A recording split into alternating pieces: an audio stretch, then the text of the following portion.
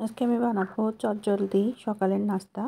এর জন্য আমি প্রথমে আটা নিয়েছিলাম, আটার ভিতরে একটু লবণ দিয়ে জল দিয়ে গুলে একটা ব্যাটার তৈরি করে নিয়েছি।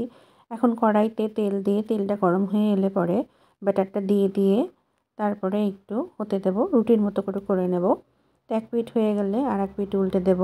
এভাবে করে নাড়িয়ে চাড়িয়ে পুরো রুটিটাকে ভেজে নেব। এভাবে এক এক করে যতগুলো হয় ততগুলো আমি ভেজে নেব। এখন আমি ডিমগুলো রেখেছিলাম সেটাই কড়াইতে তেল দেওয়ার পরে দিয়ে দিলাম।